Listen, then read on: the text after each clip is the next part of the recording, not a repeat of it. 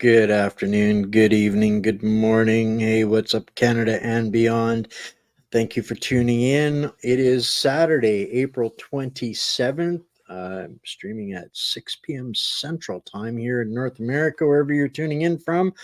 Thank you for watching. I want to kind of get myself into some newer habits here today. Today is going to be a bit of a special show in a couple of different ways. I even, put my best shirt on, but two things that are a little bit different tonight. No guest. It's just you and me, my friends, and it's all good news today. An entire show jam packed front to back with good news and exciting stuff, solutions, things to update everybody on, which is highly unusual. So we're celebrating a little bit tonight. So as you all know, my content is always free, guys.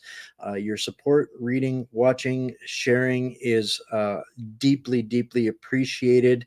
For those of you that support financially or through subscription, I'm eternally grateful, as are the people that depend on this platform to get the information that they need and that they trust from places and people that they trust.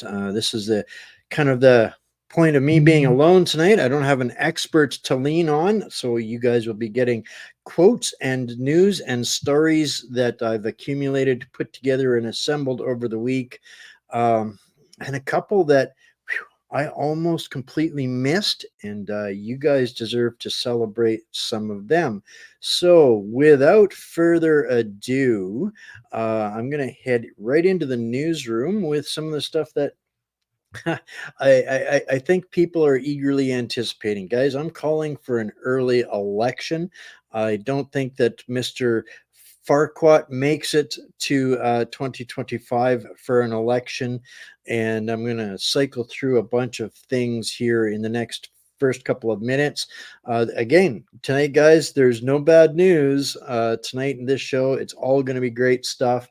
This is something that almost slipped by me, but there are shenanigans afoot in the House of Commons, and this there's some discussion going on about a forced election. So, Mr. Sunshine Baby, although I got to thank him for sitting through endless hours of CPAC and pulling out these nuggets and the evidence to corroborate them. So I've got first thing I've got for us tonight here is a little clip on why Mr. Trudeau might be behaving as he is. Oh, I guarantee that's why he's behaving like he is, and some things to watch for in the very near future. So we'll start with this little clip tonight.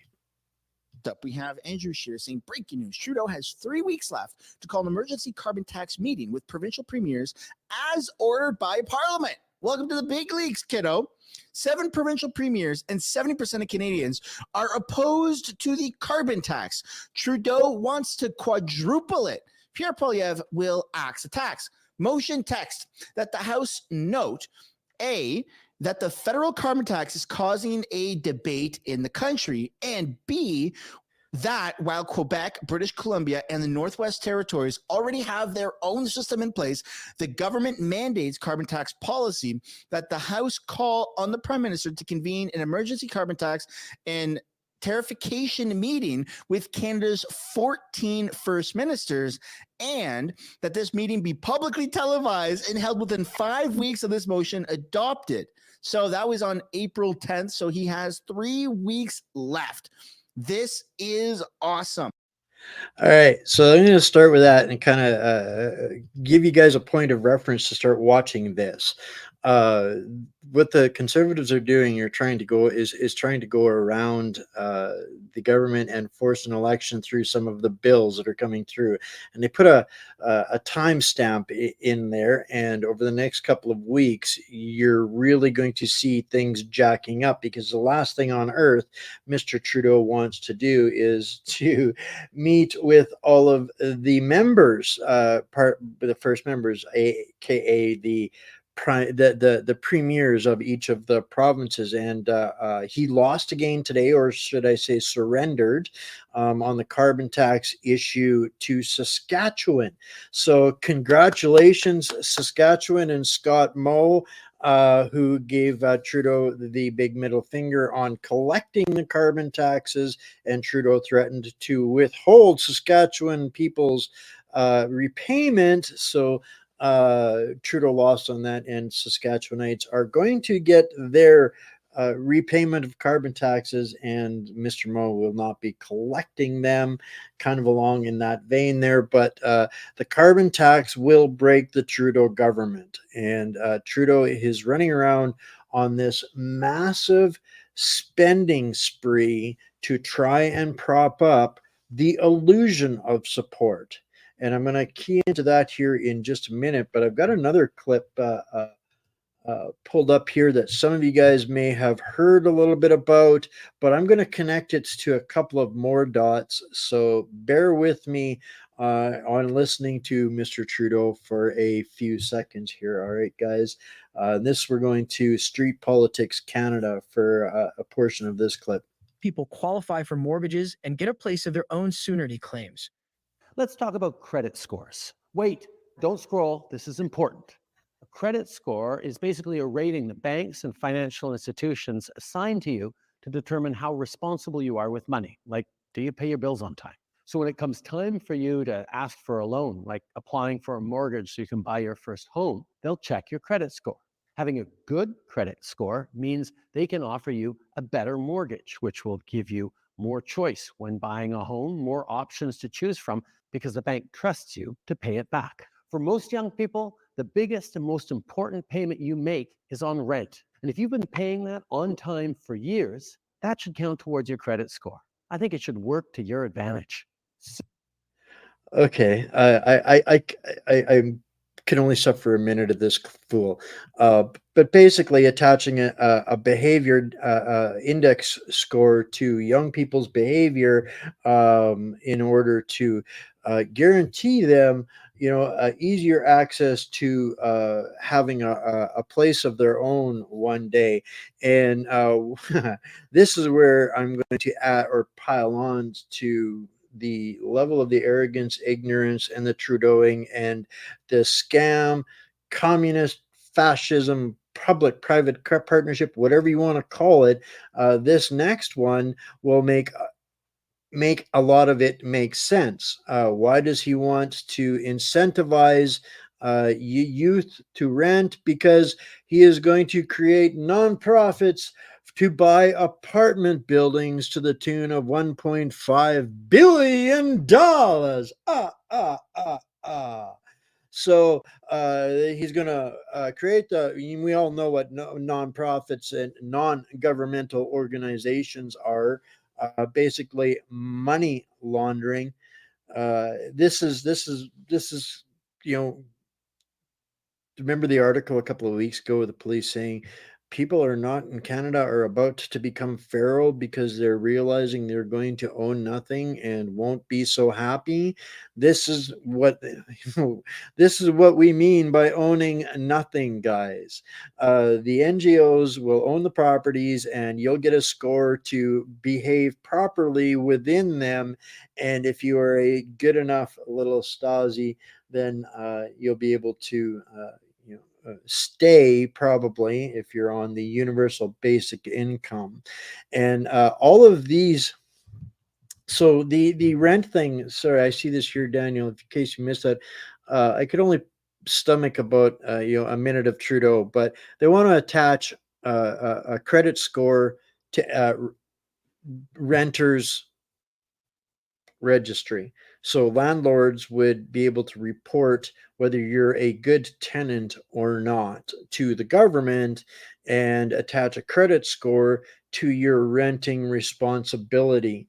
And I've been a renter a good portion of my life, and if you're a renter, it's because you can't afford to be an owner, and typically it's a long ways from that, and people that rent tends to be forced to move around where they rent and live because they have absolutely no control over where they live. So that's in a nutshell, Daniel, what it is Trudeau wants to attach a credit score to your personal responsibility index. Yeah, the what is it? The credit score, the behavior index, the Chinese credit score system, all of these things. We talked a little bit about this last night. With the digital ID, the QR code passports, but these are all things that Trudeau is flying around the country,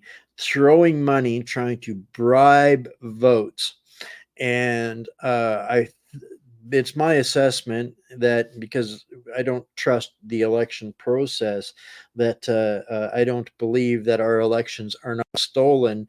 Their goal is to create the illusion of support, and so when he wins the next election, the media and all of the experts will say, "See, we told you so. We told you. All that last minute spending did it. They he earned this victory, so you got to endure another 4 years of Trudeau." But um, politics is kind of like, I was thinking about this earlier. Politics is kind of like sitting on the bank of the river, watching the river go by, and the tides come in and out, and you don't want to get in the river because it's full of piranhas, and so it's just kind of, you don't want to catch any of them because you might become a piranha. Like, it's just kind of crazy. But I think there's some realists in the room that are watching the ship sail, and on good ship Trudeau, and they're about done with it, and we're seeing the parties implode. It's the Liberal way. I mentioned this several months ago. We were entering the sacrificial lamb season, and that's what we're seeing: jockeying and jousting and trying to reassemble, and they're in panic and scramble mode, and some people are getting while the getting is good. And so here's an indicator of the tides turning. So the NDP's uh, adults in the room are fleeing. That's just the latest group. They're not even fleeing as individuals; they're fleeing in groups, and so that's another indicator that we're heading into another election coming up. The Liberals are really scrambling because the globalists are really scrambling, but that's a whole other story for another day. I was going to get into tonight why the WHO pandemic treaty is absolutely going sideways on them. It's definitely a mess. We're not going to have time to get into that one here tonight, though. But that's all right. We'll get into that in the next couple of days, guys. On that, I'm just going to drop a tidbit in there. If you're not following James Roguski, I suggest finding him and getting plugged in on him. That pandemic treaty is the existential threat to everything at this moment as we know it. But back to the election that I expect is coming. Trudeau is campaigning for all he's worth. Poilievre has been for a while. That's another subject altogether. But this little nugget comes to us from Quebec, from the Gazette, and this is where things are going to change the scope of things. This is not going to be an election like any other we have ever seen before. The head of separation is rearing in Quebec, and oops, how'd that get in there? But yeah, the referendum to separate from Quebec is coming to life again in Quebec, and it's coming back to life apparently even in more radical fashion than it did when we held our last referendum in 1997. And this time around, some 25 years, 27 years later, I think the discussion will be incredibly different than it was before, specifically for some things that are being dropped in the public space. Daniel, when are you running? Not a snowball's hope in hell am I running for politics, my friend, because I cannot lie. I actually serve the people, and they would take me out before I would take them out. So the kid just can't happen. I just can't jump in with the piranhas, but I can absolutely rid the river of the piranhas. I'm far more effective in this role than I am in politics. But back to the Quebec party's or the Quebec sentiment for separation. This is where things are going to change this time around, guys. If you're paying attention to Danielle Smith, she has said it a couple of times, and they're referring to the same thing. When Danielle Smith is making these dramatic changes to policy in Alberta and saying it worked for Quebec, it's working for Quebec. She's been saying this time and time and time again. That's because they're speaking about a gray spot. Trudeau refers to it as the Quebec problem.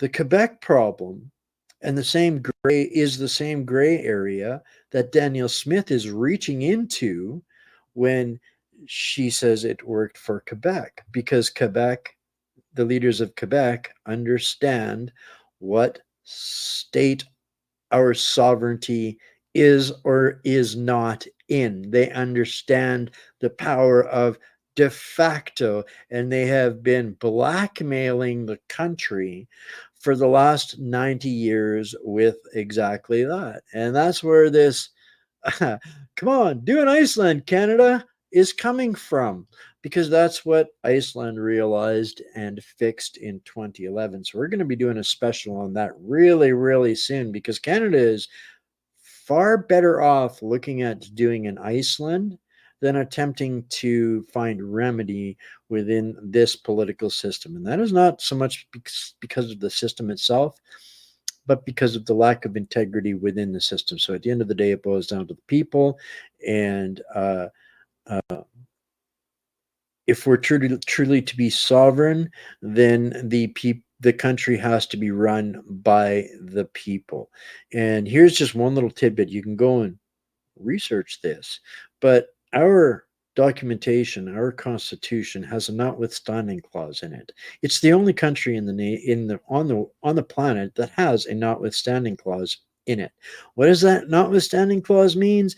It means if our controllers don't like what Canada is doing, they can pull a plug on it and say, no, you don't, Canada. We're not going to let you do that. So are we really sovereign? It's an important question, a very important question, guys. And Iceland solved that question, although they turned around and jumped right back into the river with the piranhas 10 years later because of the NGOs, nonprofits, and lobbyists. But they did fix their situation. So if we want to get rid of the controllers, this is the way the discussion is going to happen. If Quebec rears the discussion of separation, this time around, there's going to be a whole lot more educated folks around the country that understand what this discussion really means, and what the opportunities that can arrive from that, including becoming debt-free in whatever territory or province or nation you ultimately end up in. So these are some things that are going to dramatically change the political landscape over this coming election. The Liberals are in free for all. Jagmeet, he's just another meat muppet. At the end of the day, all he wants is his pension. Now that he's going to have secured that, thanks to the alterations that Trudeau has attempted or is putting through the House. I'm not sure exactly what the status of that is, changing the election to make sure that they get their pension before the election, which is another scam and fraud and flat out theft, if you ask me. But that's the Trudeauing of the week. So the next story, guys, I'm going to do a little switching up. Is kind of an update story, and it's a precedent-setting story, and it's a story that we covered here exclusively. And this is not a conclusion to this story, but an object. It was a touchdown and a conversion. They won this round, and so we're going to hear from a dear friend of ours, a dear group of friends of ours that have had a victory on your behalf. So this is from, uh, if you recognize her, Lanny Roulard, Lanny the lawyer. This is a big story. They were in court on Wednesday. This one almost slipped by me, guys. As far as for this, I wasn't there, but Mocha was there and was able to get an interview on site with Lanny and hear right from the horse's mouth what happened there. This clip is great because there's some other people talking in this clip. So this is something I don't usually do, but I'm going to play this whole 8 minutes, guys, and listen to some of the people here because this is a victory story for you. When Lanny first came to me with uh, their plight, they were looking to find witnesses to what was going on in the courts. She believed that would make a difference. It would make an impact. And although I haven't had a chance to really talk to Lanny about this is a critical case going on in Alberta. And if you're not familiar with Lanny, picture Jordan Peterson with a law degree. Lanny has a master's in law as well as a master's in psychology. So she herself has been battling the entire army of the establishment, the corrupt establishment, on her own with her out of her little practice in Sylvan Lake, Saskatchewan. So we're going to hear from this. Lanny did send me an email, and I'm going to read that to you guys. And Lanny, and the reason I'm going to do it this way is she gave me a copy of her statement to the judge and gave me permission to share that. So all of this stuff that I'm covering tonight's show, guys, will go out on a Substack tomorrow with links and PDFs. You guys, any of it that you want, you guys will be able to pick it up in the Substack tomorrow.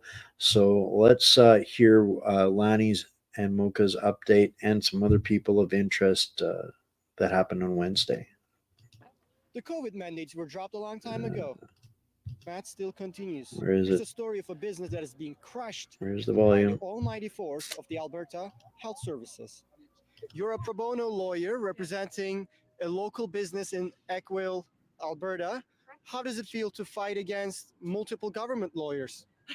Well, it's challenging. Last time there were 5, but this time, thankfully, there's only 3.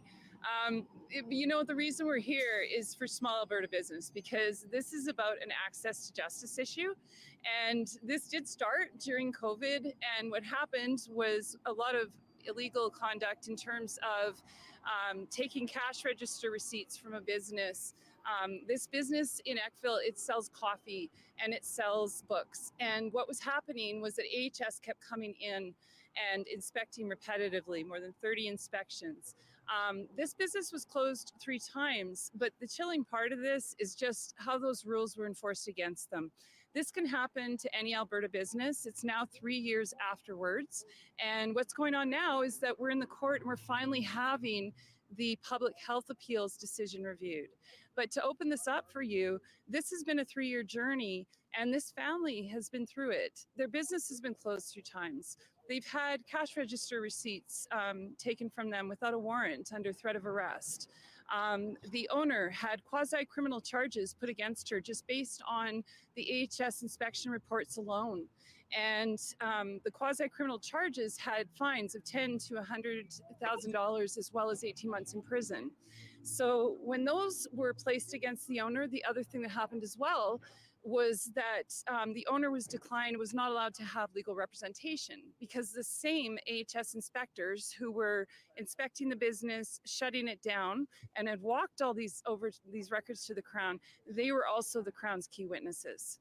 So this also resulted in basically denial of legal representation. So when all of these serious issues come to a head, you got to say something. And I am just grateful to this family for doing what they've done. It takes a lot to stand up and say, no, this is not the rule of law. This is not Alberta or Canadian law. And I think what we set out, the main argument I want to give you in court is that the people never had the legal authority to enforce these mandates in the first place.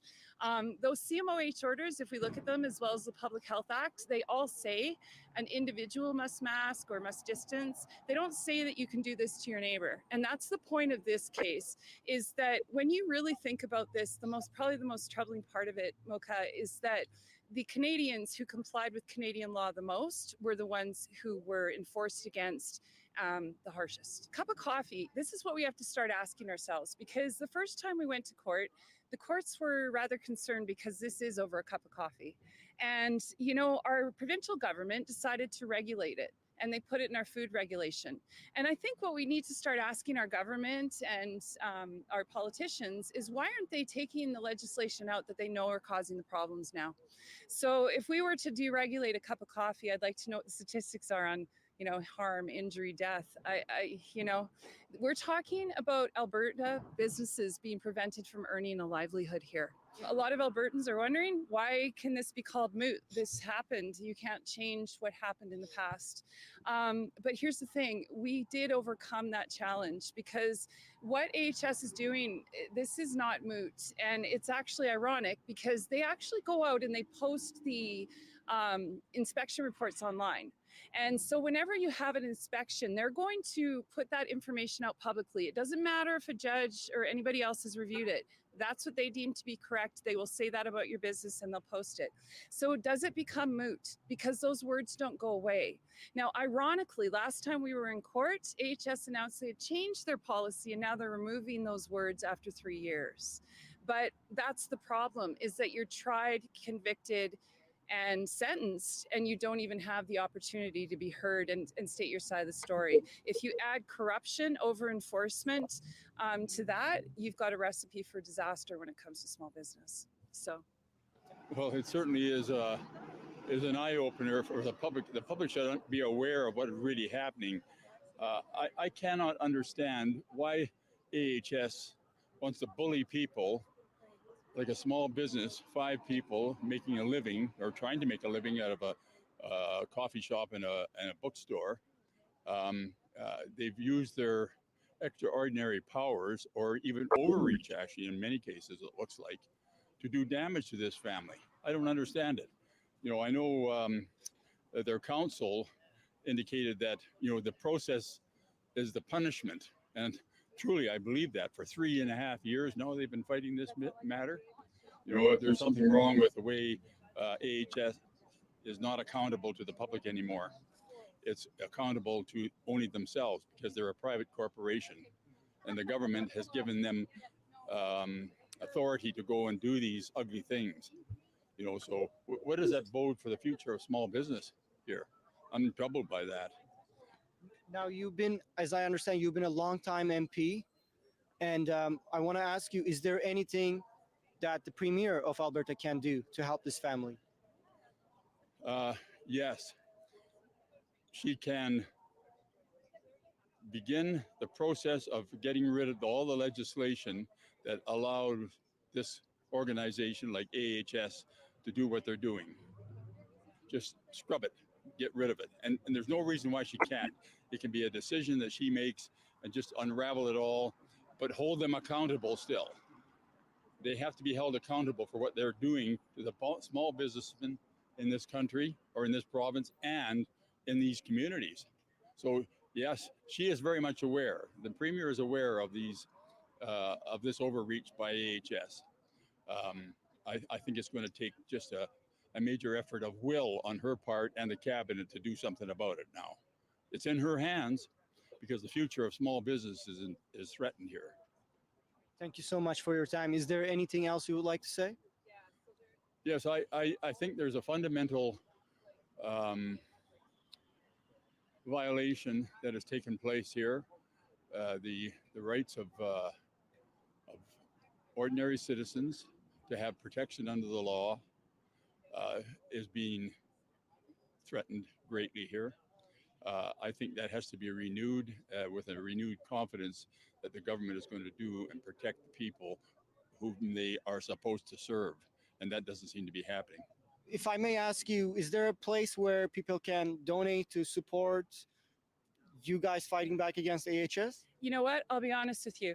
We have a Give Send Go, but the money, any money donated, will go to the Coots boys and to those families and to any other Albertan who is struggling with this type of a legal situation. The work I've done with this is only pro bono, and just true to the words, the family has not taken a dime from this. They won't, and neither will I. And that money will be used to bring justice for others. So Give Send Go, that's where they have a Stacey's Happy Place set up. Thank you very much. Do you have any last comments? Thank you for being here. I think if we're going to bring change, we need to fill up our courthouses and we need to fill up our town halls. And I appreciate you being here, Mocha. Thank you. That warms my heart, because that statement at the end there, we need to fill the courtrooms. That was what Lanny asked me. She said in December, can we do something to fill the courtrooms? It will make a difference. So after that was Wednesday. I've been chatting with Lanny over the weekend, and they had been running her through the ringer. But I'm going to read to you guys here. Not going to you're not going to be able to see it, but I'm going to read to you her message to me yesterday on this, and then I'll follow it up with something else. She says, Wayne, we made it. I'm not typing this from inside the dumpster behind the courthouse. She's a funny lady. We do not have a decision yet, but I'll give you a call for real and fill you in. My brain is a bit fried, so I just need some sleep. My logic center has left me for now. I wouldn't know how to change a tire if it rolled off and hit me in the forehead. We had a receptive justice. She heard us and was all over AHS and PHAB lawyers. Difficult questions, easy for us to answer because we have the truth on our side. We're in a time now when we don't know what or whom to trust, so I have no idea how this will wash out, she says. Decisions should be forthcoming within a month.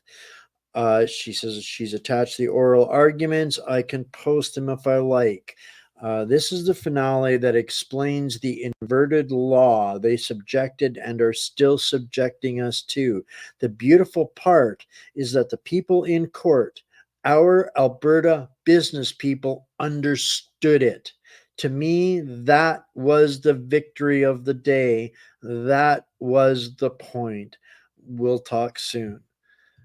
Okay, that was exactly the point in the victory. Now, this, guys, is where we all need to thank you for making this possible. You guys did this. She came to me. We put it out to the public. The public stepped up. They filled that courtroom. I was watching some of the texts and information that was coming out. People were paying attention. This is where accountability begins, by stepping up and taking responsibility in places like the courtroom. That's how we make the change, and that was only happened because of the What's Up Canada community. We did several shows, 3 or 4 in December, a couple of updates along the way, generated a lot of discussion. People are stepping up, and the courts are not willing to take the fall for the crooks, in my personal opinion. But she brought up something there called the, let's see if I can pull it up here for you guys. Something else here. She brought out the inverted law, and I am going to show you what she's referring to there. Okay, now guys, this is when I first met Lanny. She had written and published this. And I'm going to include a copy of this in the Substack tomorrow as well, because when she said they got it, and that was the point, that was the victory, was understanding, and the courts got it. Everybody understood where this inverted system of law was being pseudo manifested on all of us. And they understood this principle of inverted law. And I'm just going to read the first paragraph, and because it's 5 pages, I'm not going to torture you guys like that. But As Canadians, we are immersed in a divisive government agenda that is fracturing our communities and tearing down our culture. What you may not realize is that you are the key to the plan. The source of your confusion, anger, and frustration is the inverted system of law our government is imposing on us. Normally, when the government enacts laws, government officials uphold or enforce them against the individuals and corporations who are not in compliance. Under this inverted system of law, government imposes the responsibility for enforcement on you, the business owner. The doctors, the nurses, the principals, the teachers, the board members, etc., become the enforcers of their pseudo law. So this was an amazing paper. She recognized it, and this was a psychologist in her coming out at the beginning of the COVID. This is what she has been fighting in the last 3 years for in court. There's an amazing diagram here that lays it all out. So want to share this in the Substack, guys. Make sure you get plugged into our Substack, and I'll make sure you guys get links to all that. Actually, they're in the description as well.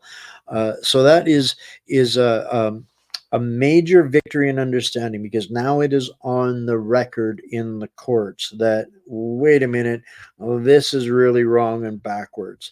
And this was made possible by you, the What's Up Canada community. That's just one of the things that you should be proud of yourselves for. So that's we'll get Lanny back in or on as soon as we possibly can. She's going to have a little bit of a breather in between this and the next hearing, so she's got about a month. So that's a huge victory, guys, making the courts say the words that this is wrong. So this is the path to accountability.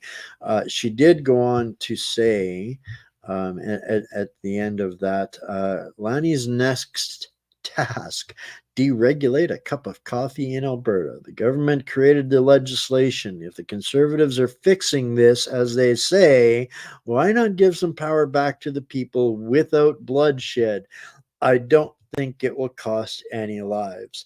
So this brilliant lady deserves so much support.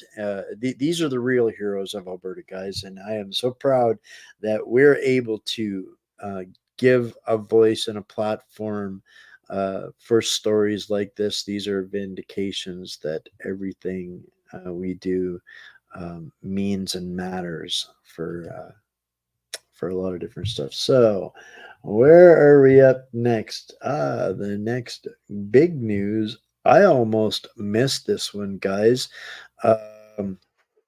Head down, bum up. Yeah, if you know me, it's 120 hours a week glued to trying to serve truth to the greater parallel, or to the greater universe. But this one almost got by me. But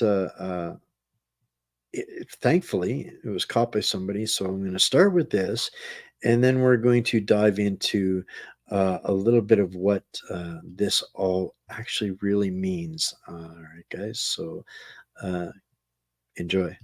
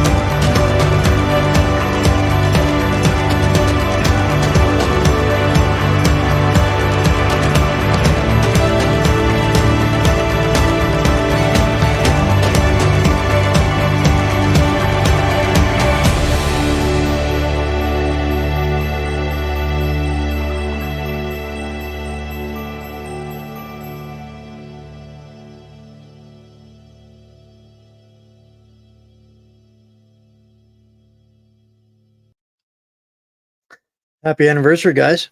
5 years. When I first started down this path, I had no idea where it was going to take me, but I knew that at that time already I was taking risks and I was going to have to make decisions. And I made very conscious decisions to, at that time in 2019, to launch What's Up Canada, um, because you've heard me say it so many times, courage begets courage. And I knew that by doing what needed to be done, others would do it too. And so I took it from that point forward to do the work so you didn't have to. I had the skill sets other people didn't. I could take risks they couldn't. I could take risks others wouldn't. And all of it again was so that you wouldn't have to. I didn't have anything for them to take from me. I didn't have, I was self employed. Nobody had a job holding over my head. I didn't have a mortgage. I didn't have children. Didn't have any of those things. So I had nothing to lose. Nobody could buy me. So here we are 5 years later, and I'm still standing and doing this. It's because I've never changed. And I came across something here the other day that really spoke to me. And it's kind of says a lot about what I do and the way I do it. It to be trusted is a greater compliment than being loved. And I've learned that along the path of doing this program, because people have not always loved what I do, uh, because I called the truth. And a lot of people want me to be their cheerleader, their pom pom, their pitch deck, all of those things. And if it doesn't serve the people, I'm not interested. Um, so I'm still here because of that trust. I knew coming into this, and that was huge for me, was understanding that I was coming into this as a war correspondent, and the people that I was helping, I was giving them ammunition. That was how I've always looked at what I do here.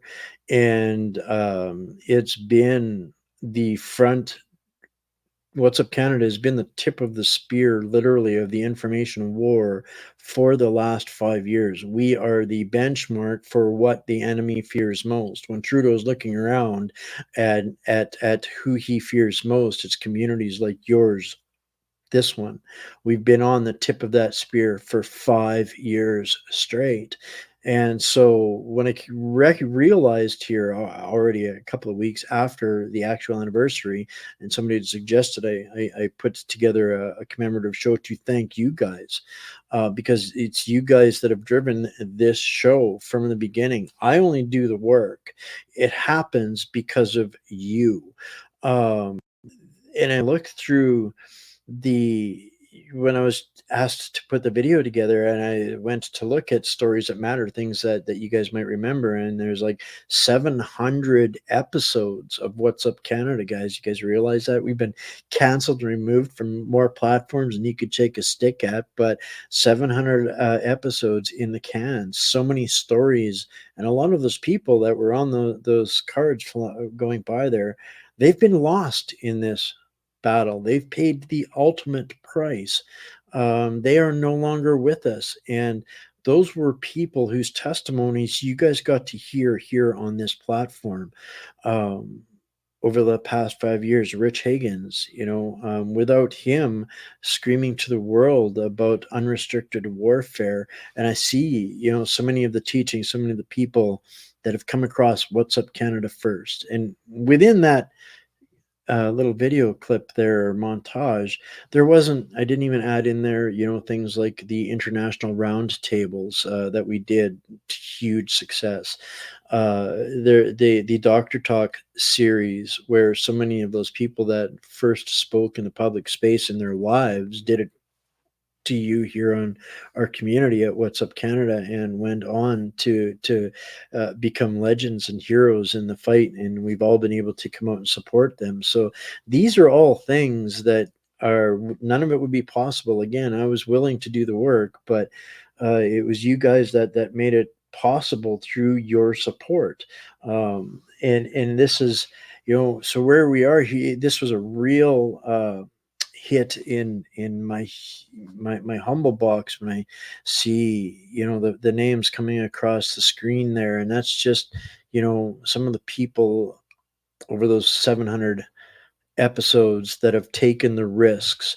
Um, you know, and we took the risks. And when I first started doing this, there was nobody. And now look at the space that's out there, the environment. Those were because we, myself, and a couple of others were brave enough to step up and speak out and give our talents and use them to help others do the same and to provide an atmosphere. And if you tuned into the roundtable the other night, two things there of significance. You know, as Sean, the host, graciously, you know, acknowledged the whole concept of the roundtables. That was born here on What's Up Canada. We were the leaders of the way in that, and just Dan's or Dave speaking to us the other night. Why? Because there was after 10 years, there was a place where he was safe and secure enough in a community that it was worth him to take the risk.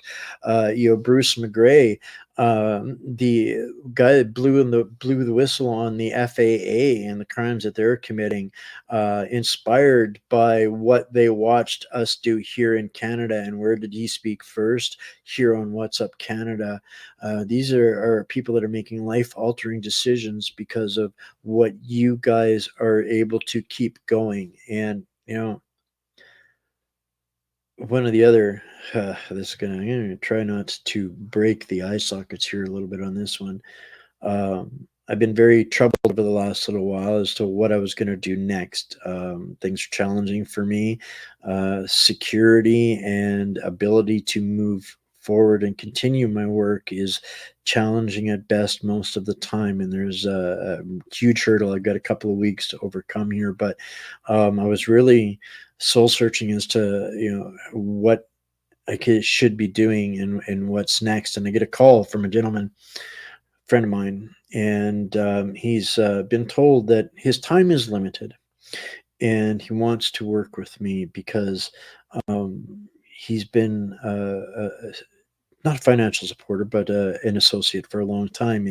And the point that he brought up, and that's what really kind of kicked me in the shorts, for lack of a better word, was he says, Wayne, if you quit, who's going to fill your space? What will be there in that space? Who's going to do what you do?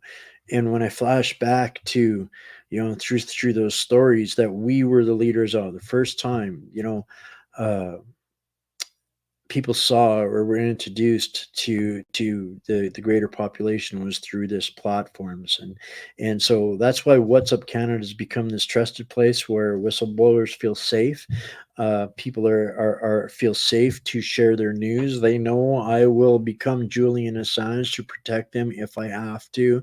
I've earned their respect. What's Up Canada is a place where the leaders go. If there are, you know, people that have their own platforms, they, you know, they're probably only catching one or two shows a week, but those people, it's probably What's Up Canada that they're catching, because you're not you're not seeing wash, rinse, repeat on What's Up Canada. You know, the media space is full of people, and it's so different than What's Up Canada. When What's Up Canada first launched, there was nothing.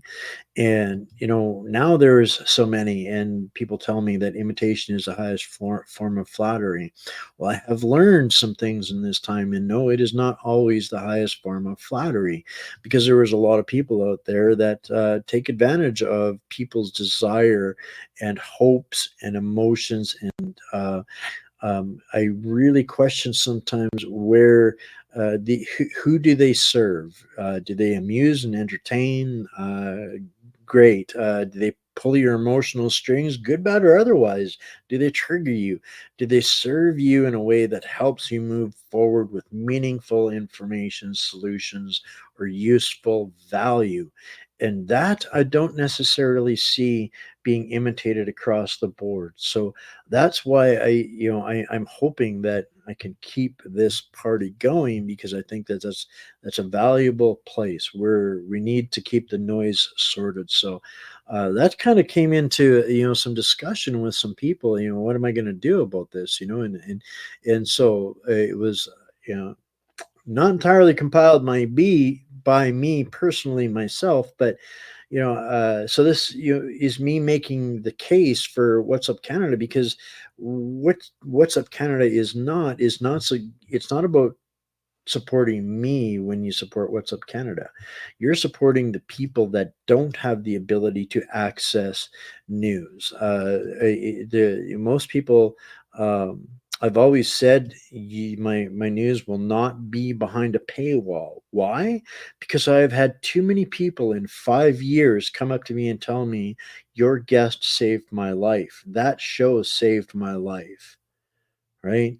That These are the things that make it impossible for me. I would never be able to live with myself if I heard that somebody somebody died because they couldn't get the information that I was had behind a $5 or an $8 paywall. I couldn't live with that.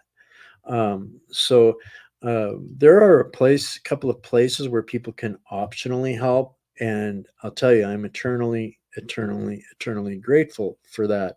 Uh, but it kind of helped me get focused in on what's next, in helping to sort the noise and making sure that you know it was important for people to understand the value of the platform. I'm not soliciting. I'm not out here doing this for myself. So, um, some of the things that set What's Up Canada apart and differently, platforms like Mr. Sunshine Baby, that bless him for sitting through all those hours of CPAC, but he's regurgitating stuff that's never controversial, and he's never going to give you a direction for a solution. It's great.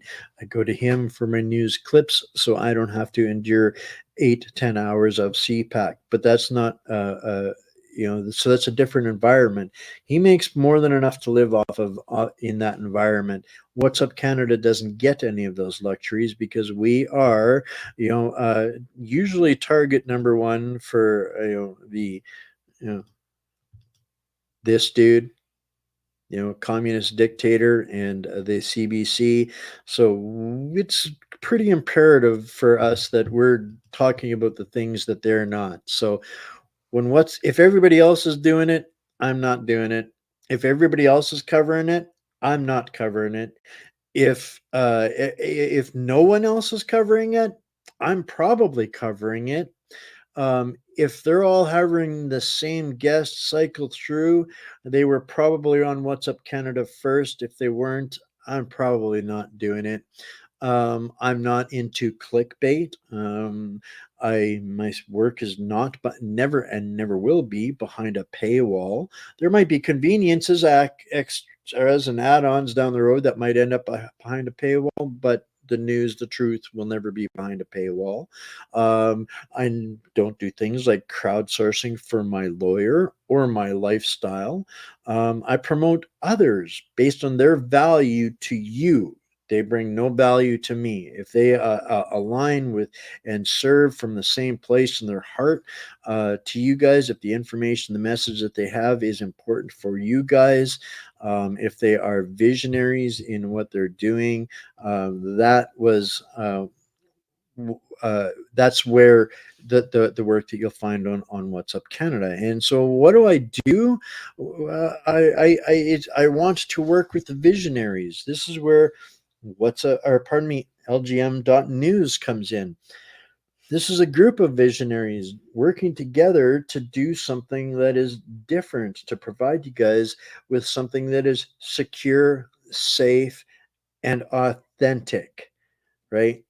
None of these people will put their stuff on here behind a paywall, and they will deliver you the most accurate, authentic news that you will find anywhere else. And we are just getting to been talking about some stuff that's coming on to this platform. Again, free to you to use, free for the content creators. This is about getting the truth, because only the truth will set us free. So you can see here, we've got a breaking headlines section coming on there. We're just adding it in here. We'll start plugging in breaking news to that, because we're going to be adding a press release service.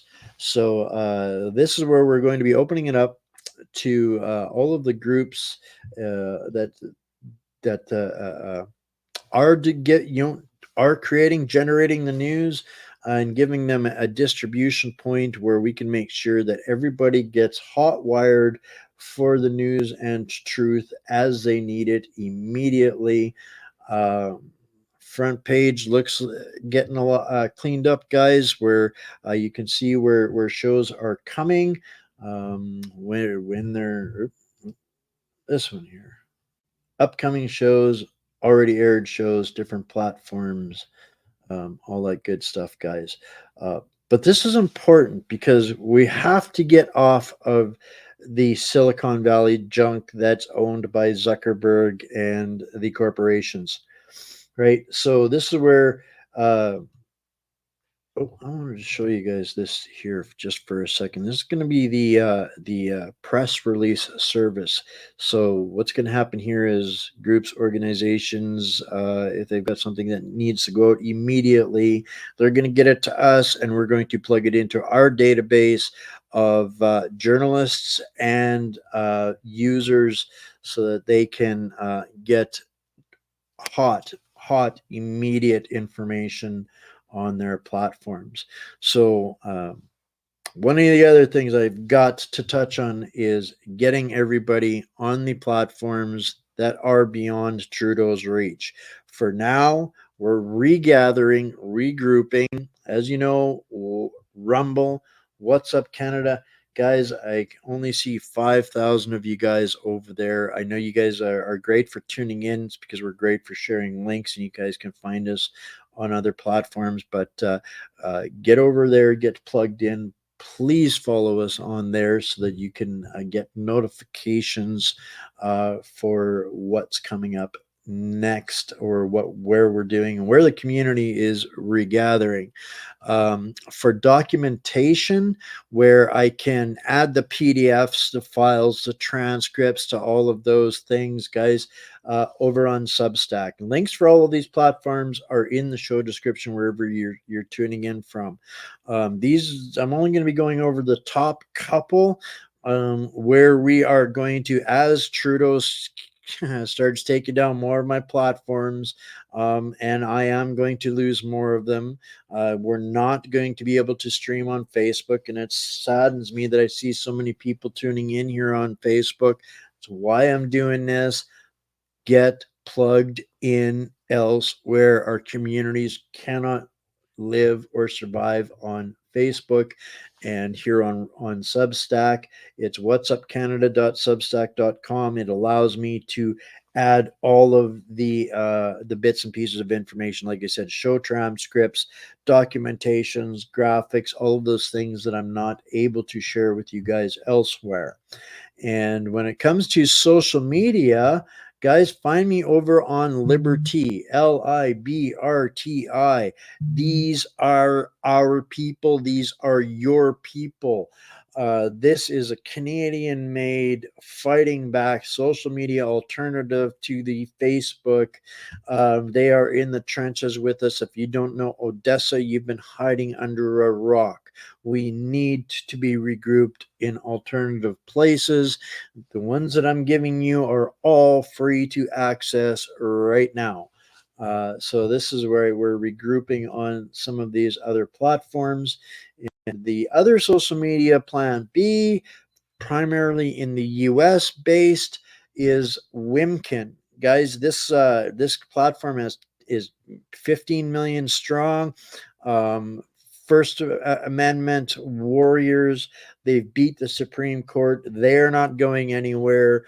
Our news is first to them. They make us a priority, make our community a priority. Jason loves us up here and will do whatever he can to help us, you, the Canadian people, fight back the tyranny. And we're almost through this portion, guys. Spotify. You can now find us officially on Spotify as a Substack, or pardon me, as a podcast. We are joining the big leagues up there, guys. And then, last but not least, I'm back on X, simply because it is instant. It is real time, and it's the last bastion of being able to read and and see things that others don't like, and connect with other people so that you can regroup elsewhere. As you know, we've been developing tools like Miro, LGM.news, guys. That's something for the future. We need to be prepared with a new and safe and secure environment outside of the reach of this technocracy. So, with all of this, there's point and purpose to all of the things that we do here, on the platform. Every last bit of it means something. There's a reason for them being connected to us, and I want to touch back on some of the value again on what is this for people. It's hard for me to think about not humbling myself to tell you guys the reality of the situation. Uh, I spend most of my time promoting others' platforms, their values, with those that serve from the right place, not the noise. Um, and never asked or charged anybody or demanded anything. I do have a couple of partners, but again, the partners that I have, and I'm going to pull them up here real quick to share with you guys. This is the What's Up Canada website. If you're not familiar, everything that I do comes to HQ, Ground Zero, Ground Central headquarters. I do have 3 partners, but these guys are, again, they're about providing value to you. I hear people looking for answers all the time. People want to grow their own food. They don't have a farm. That's why we went and got Tower Gardens. Are they cheap? No. Are groceries or vegetables going, that the garbage that you're buying, the infested with garbage that you're paying money for in the stores, is that any cheaper? No, your health is on the line. So we made a partnership with Tower Gardens. You guys know all about the New World Precious Metals. Again, problem solving for you guys. These guys specialize in getting people's money out of your RRSPs and into something that you can actually use that will protect you with what is coming down the pipe. So you guys know all about that. I'm not going to dig into that one a lot, but this is another one where, our community here at What's Up Canada was leading the pack. We started working with Patriot Switch about 9 months ago. And in that period of time, I've seen things coming along that are just decimating people, and they're being blindsided. This one, for example, P&G, all of your laundry soaps are now dangerous and toxic and not safe for your kids to be around. Like, what's up with that? Chemicals.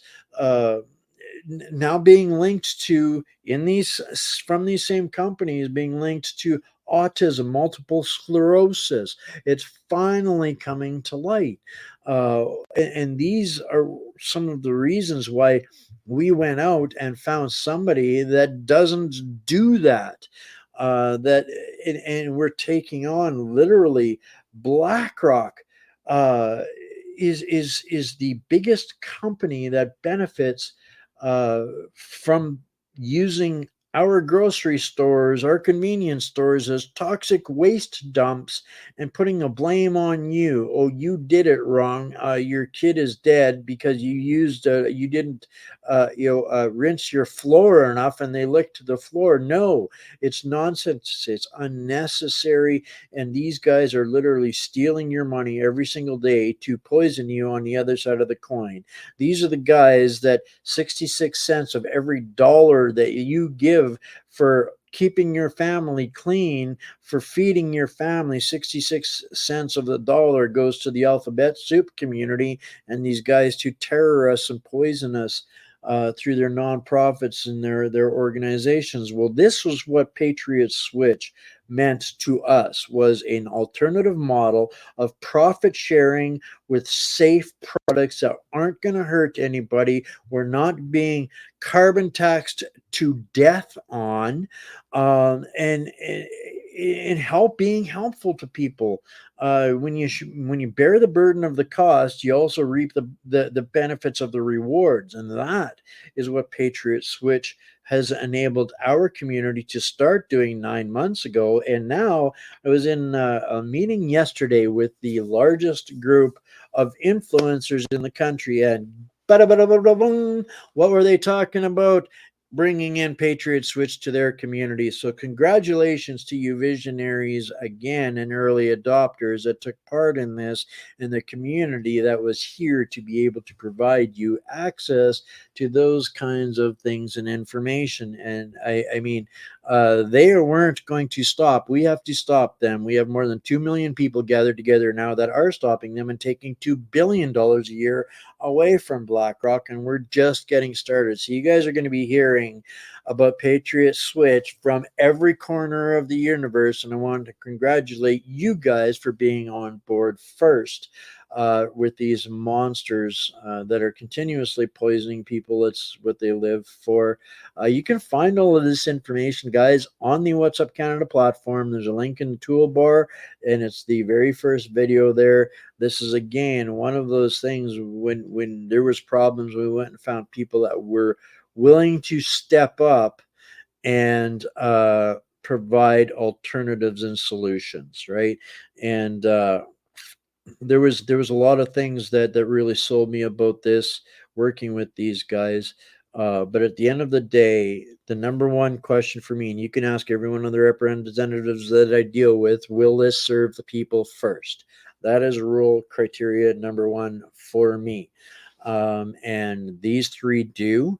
But it's, again, this is about serving the people, providing them solutions that help them and serve them, not me. I don't do this for lifestyle. You don't see commercials, you don't see nonstop advertising on my platform. That being said, with the LGM platform, we are hoping some people that think like Patriot Switch people and would like to advertise and work with us, they would be hopefully have an interest in stepping up and maybe looking at a business relationship with us.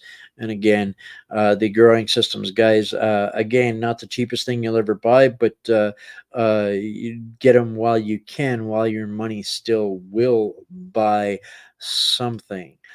So this was a huge show for me tonight, guys, for when the magnitude of what had been accomplished over the last 5 years, because a few of us were brave and we went out there, and a few of you guys realized that you might not be able to do it, but if you were helping me, I would keep doing it. And the people that come back to this community and say thank you for doing it, I'm eternally grateful. And I just can't see people that matter left behind. So yeah, I pay the price. I make the enemies. I take the risks willingly, so you don't have to.